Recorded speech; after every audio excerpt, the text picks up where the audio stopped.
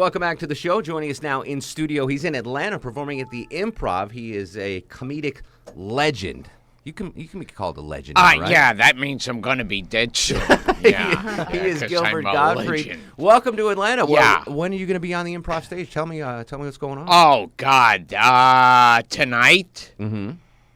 And I don't know what time. Okay. I should know these things. But tonight. And tomorrow, tonight 1 show, tomorrow 2 shows, and then Saturday another 2 shows. Excellent. All right, so tickets still available. Check it out. The great club, the Improv. You familiar with Atlanta? You've performed here before, I'm assuming? Of which? Oh, I never remember places. I'm like one of those characters with amnesia in the movies. Understood. Yeah, and there are entire states and clubs I swear I've never been to, and then I go and I see I've signed that wall already, so I go, oh, okay. I often relate the life of a stand-up comedian to that of a minor league baseball player. You know, you're always on the road. You don't know, am I playing in Nashville tonight or, Except minor league baseball players get laid. That's the difference. That's a huge difference, absolutely. Between being a minor Absolutely. So Gilbert Gottfried in studio is at the Improv this week. How did you get your start in comedy? Tell me about that. I was a stupid kid, and I used to watch TV all the time, and I would start imitating people. I saw actors in old movies and stuff. So somebody said, there's some club in New York that you could put your name down and go up and perform. So I just put my name down. Went out, performed. I don't know if I did well or not, but I kept doing it after that. How old were you when that 15. Was? 15 15, years old. Yeah. 2 years after your bar mitzvah, you hit the comedy stage.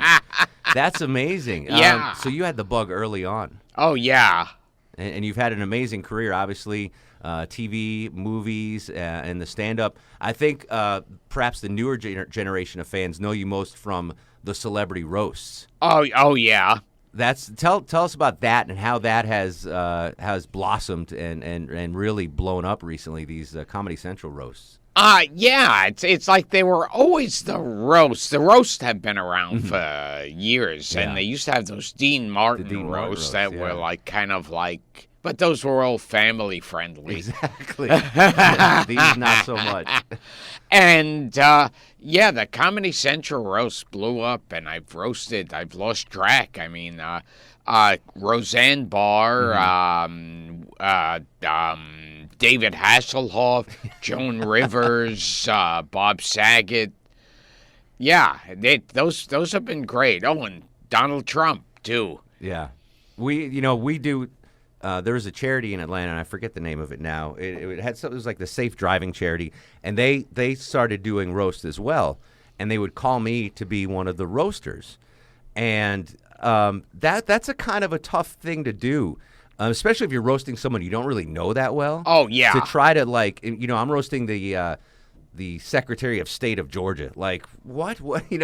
That's tough to do, is to write stuff like that. On those TV roasts, that's what always got me. It's like they'd be like roasting Orson Welles. And they'd have some kid from a sitcom roasting him. Yeah. And you go, what is the connection between these two? I would always imagine it's got to be tough. Let's say the Hasselhoff or whatever. Yeah. So you're going to roast him. There's like 6, 7 other comedians that are going to be roasting him. How nervous are you that your jokes will be too similar to everyone else's jokes? Oh, that's a problem that you'll see a lot of roasters on the panel, taking out a piece of paper and crossing stuff out. I bet, yeah. Yeah, because after a while, it's the same stuff. So is it important? Would you prefer to go first in the beginning of a roast or toward the end of a roast? See, if it was up to me, I'd go first because that gets the pressure out of the way. Get all the fresh stuff out of the way. Yeah, but they usually have me on last, and so it's a weird thing. Well, you're batting cleanup, not to go back to the baseball reference and not getting laid, but you're batting cleanup. So they have confidence in you to be like, all right, even if all the obvious jokes are gone, Gilbert's going to come up with some funny stuff on the fly. Yeah, I guess so. Gilbert Gottfried in studio. He's at the Improv. Tickets are available. How can we buy tickets to see Gilbert? You can go through our website, atlantaimprov.com. atlantaimprov.com. All right. And tickets, there's shows tonight. Tonight, the doors open at 6:45. Okay. And then Friday and Saturday shows. Same time. Excellent. And the second show is at 10:15. Excellent. Gilbert Gottfried in studio. He's in Atlanta at the Improv. Let's. I'm assuming one day you're going to get roasted. Oh, right? yeah. It's going to happen. Yeah. Pick the people you want to roast Well, you. let's see. Emmanuel Lewis, of course. Absolutely. Lives in Atlanta, so that we can make that happen. He does? Yeah, he's at the Hawks games all the time. Oh, my God. He's like a local celebrity here. This is too weird. That's the name I came up with. And he might, maybe we can get him to the show tonight to see you. That So would be he good. lives in Oh, Atlanta? yeah, absolutely. Wow, I'm Yeah. going to have to meet him. I will hook that up for Yeah, you, Gilbert. I 'cause, can make the connection. But you think as hot as his career's going, he'd be in It's LA. funny, the poor guy. We're talking about Webster, by the way. If anyone here is under the age of 30 listening to the show, he played Webster, and bless his heart, he has not grown up. He has grown out. He's was like the poor man's Gary Coleman. Gary Coleman. Yes. Rest in peace. Yeah. And I heard the problem that both of them had. Both had some disorder. Yeah, I mean, absolutely. Gary Coleman had kidney disorder, and it stunted his growth, and whatever Emmanuel Lewis has. And so they'd be doing these series, and they'd be like, 45 or something, but they'd look like kids. Yeah. And so they'd be like middle-aged men, and other people would go, hey there, Emmanuel, hey, and they'd pick him up and throw him on their shoulder. That still happens at the Hawks games. That still happens. Al Horford picks him up all the time. Oh, man. Gilbert, thank you so much for coming in. I look forward to seeing you at the Improv. If folks want to connect you, are you social media active? What do you do on this? Yes.